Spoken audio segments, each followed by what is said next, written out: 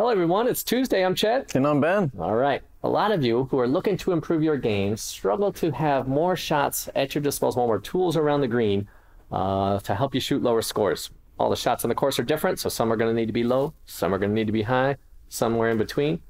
Today, what we'd like to talk about or help you develop is the flop shot. The Phil Mickelson flopper. Here we go.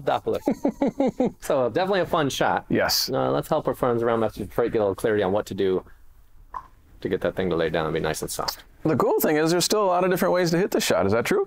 It's not one way. There's multiple ways, right? That's always true, yes. So what we're going to do today is we're going to walk you through a couple different ways that you can actually pull off this flop shot. So some of these ways are going to be easier for you than others. So once again, pick whatever works best for you. There's no right way or wrong way. We're just going to give you some ideas, play around with it, find out what works best for you. Okay, so the first shot, or the first option for everybody, how are you going to support them hitting it higher, softer, so it, you know, stays on the green? Well, the first thing we know that has to happen is the club face has got to be open. Okay. Okay, so to hit this thing high, we want to make sure that the club face gets a little bit more open than your traditional shot.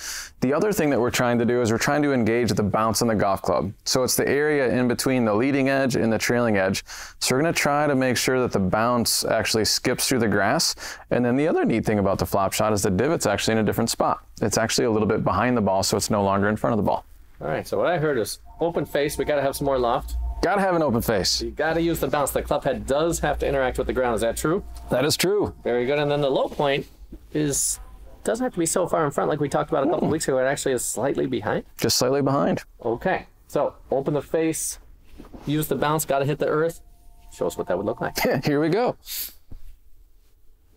That thing's way open, man. Nice. Wide open, flat as a pancake.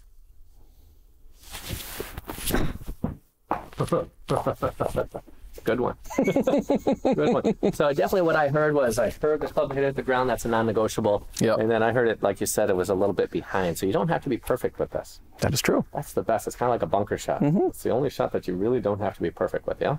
Yes. Okay, so you said you had multiple ways. That's one way. What's the second way? Another way is, this is a little bit funny for some of you at home, but what you're going to do is you're actually going to weaken your grip a whole bunch. So what we mean by weaken is you're going to take your hands and you're going to twist both of them to the left. So I'm going to twist both of my hands this way. So that's severe.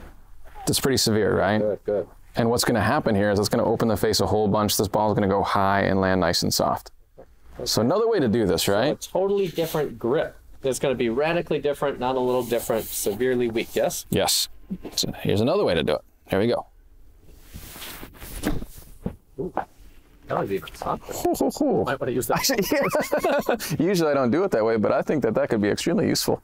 Well, I'm glad you said that. So back to the power of experimenting. Yep. So you were just open. You weren't trying to be perfect. Nope. Did something crazy different. So again, there's no right way or wrong way. You did something crazy different with your hands, and then that thing was soft. Came out super soft. So soft. So first way, open the face, use the bounce. Second way, change the grip, see what happens, yeah? You have a third way? Yeah, sure. We can keep on going with this. How many ways you got? You know, these are all the things that you learn when you're just playful as a kid, trying to hit it high and soft. Here's another thing that you can do. You can lean the shaft backwards a whole bunch. So when I lean the shaft backwards a whole bunch, this also opens the face. Might not be your traditional way of doing it, but we've seen this work for some people. So now a different way is just lean the shaft backward a whole bunch. I'm leaning the shaft backwards a whole bunch, yeah. Okay.